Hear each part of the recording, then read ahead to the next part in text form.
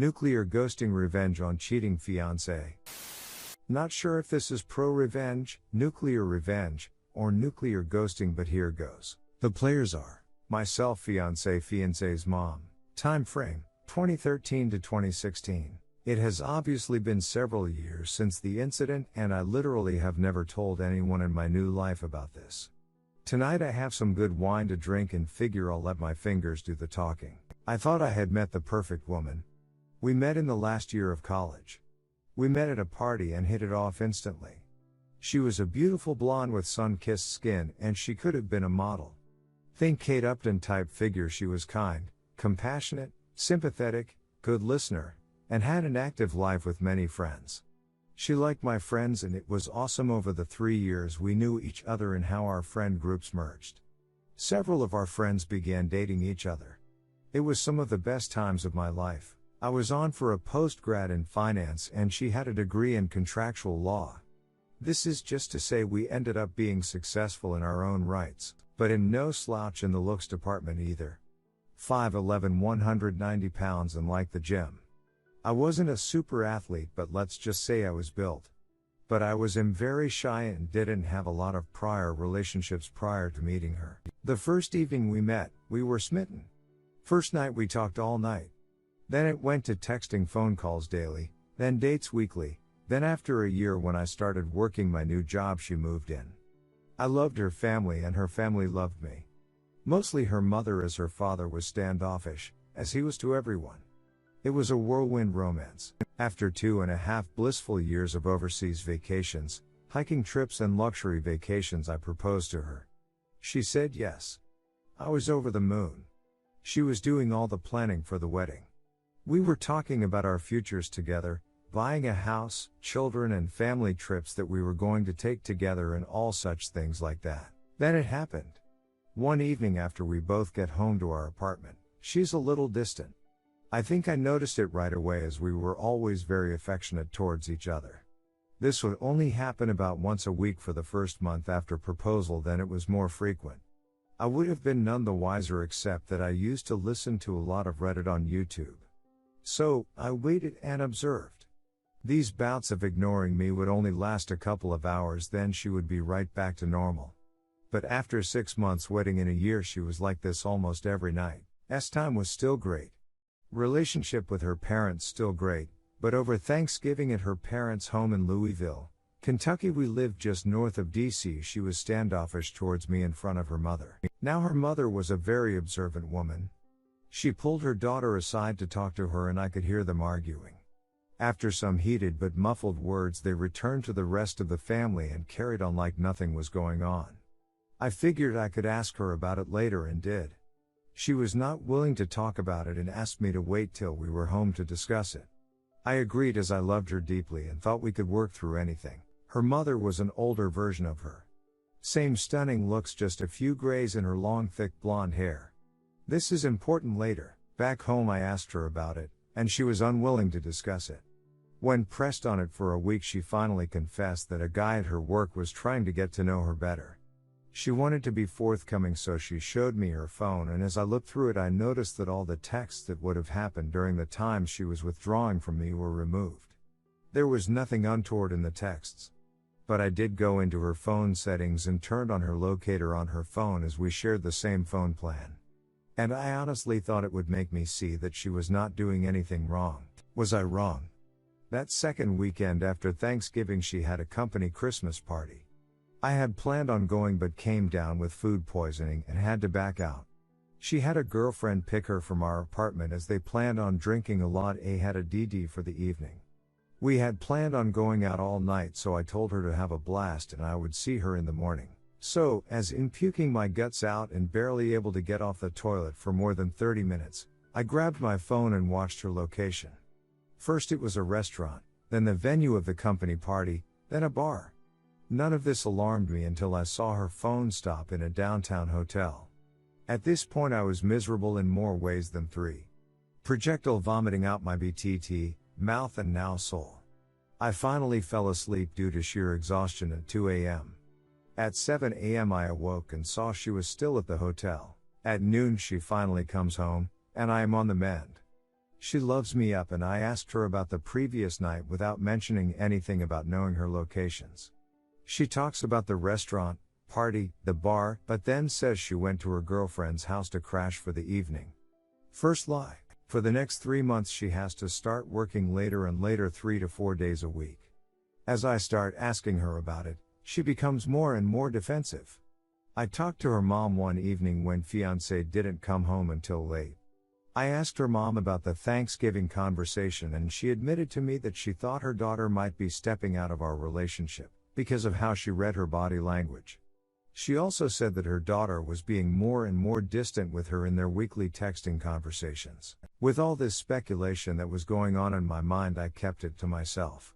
2 weeks later at work, I ended up getting a new project at my company that was going to require me to fly to the Midwest Monday through Friday for the next 5 weeks starting in 2 weeks.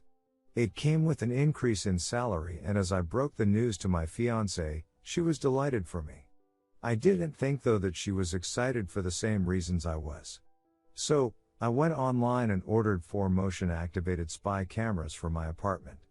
I put one in the living room entry area, one in the kitchen, one in our bedroom and one looking down our hallway. They were very small and connected to the internet via a hidden network so they couldn't be spotted on the Wi-Fi network. I secured the cams with a password and waited. On my first week out, she had girlfriends over the first 2 nights and never worked late once. The third night a guy came over. I was enraged. I'm sitting there in my hotel room screaming at the monitor and calling her every name in the book. Then they went all the way, first on the couch, then in our bed. She bent for ways for him that I didn't know were possible. What was the worst was as I am watching them get it on, I call her to see how her day went. She hears her phone ringing and holds her hand up for him to stop giving her Al and answers the call. I ask why she is breathing heavy and said she was at the gym working out. As soon as the call is over, she goes right back to doing the dirty. When I got home Friday evening, I ignored her and went right to bed, and early Saturday got up and went cycling. I was so upset that I didn't even realize that I biked over 50 miles from our apartment. The furthest I had biked before was 30 miles. But that day I went 105.6 miles. Getting back absolutely exhausted, I showered. Then she and I went out that evening and had fun with our friends and had a lot to drink. Is it breakup-s time when the one you're going to break up with is oblivious? I was bursting inside. Heartbreak, anger, rage, feelings of betrayal all swirled around in my heart and mind. She, who used to be so attentive, was oblivious to all this. It hurt so much because I loved her so much. I finally confided in one of our mutual friends and he told me that they all knew about it for months. I was finally told. They all felt sorry for me, but no one again said a damn thing to me. Which is why they stopped inviting us out with them.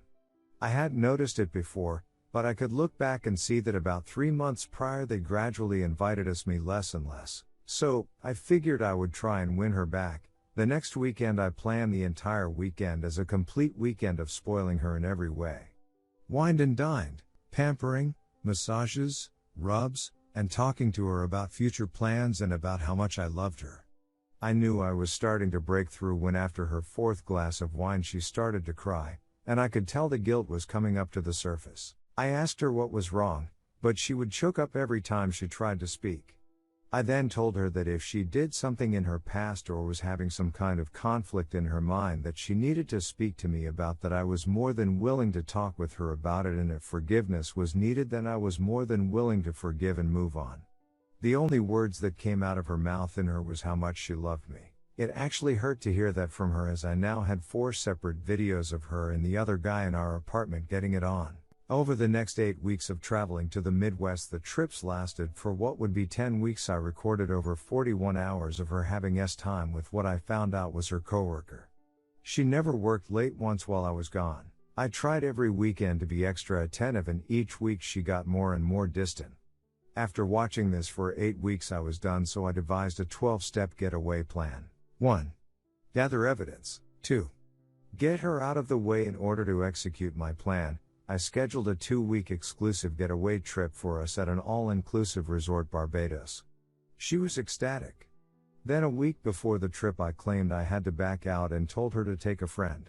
I knew it was over when she showed no disappointment that I couldn't go. She scheduled coworker to go with her. 3. Terminate our apartment lease. It would expire 3 days into her trip and I was the sole signature on the lease. 4. Find a job in another town.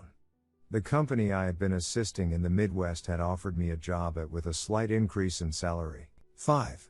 Find a new place to live. I got an apartment in the above said location. When she is gone, perform the following. 6. Take her to the airport, go back home and pack all her things same day. Saturday 7. Get a new phone number, phone, email. Cancel all social media. Monday 8. Separate us completely in regard to finances. Withdrew all monies from our joint accounts and then closed them. I put all her money in an envelope and packed it in her things. Monday 9. Have the movers pack all my things up and ship it west. Monday 10.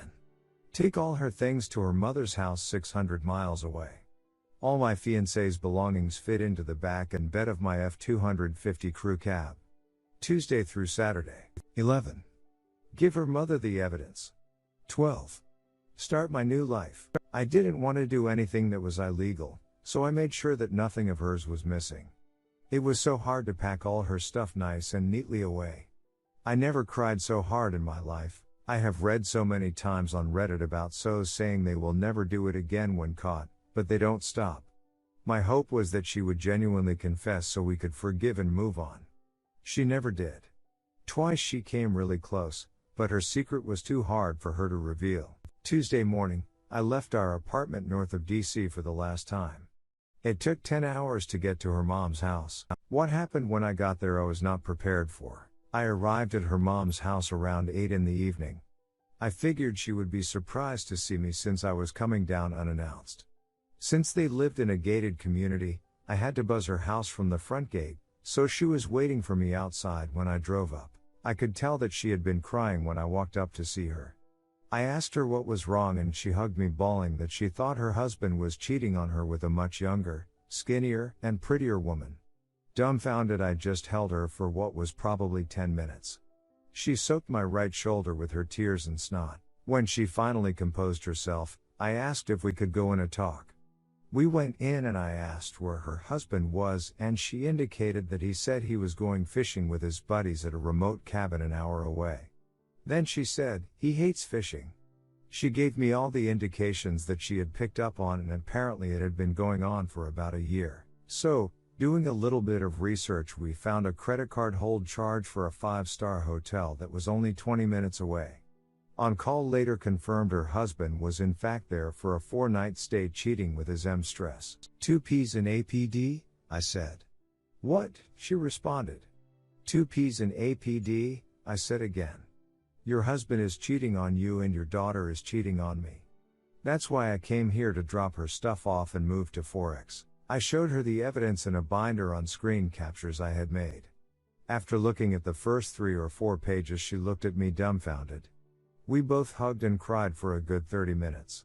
At that point she said stop crying and looked at me and said, well, tonight there is nothing we can do about it except for you and I to knock out these 3 bottles of Moscato and duck in every room of the house. She grabbed 2 wine glasses and a bottle of Moscato wine and walked out to their private pool deck saying, are you coming out here or are you going to get ducking revenge? Now I won't go into much detail because I don't want to get blue balls, but that night and for the next 3 days we ducked non-stop.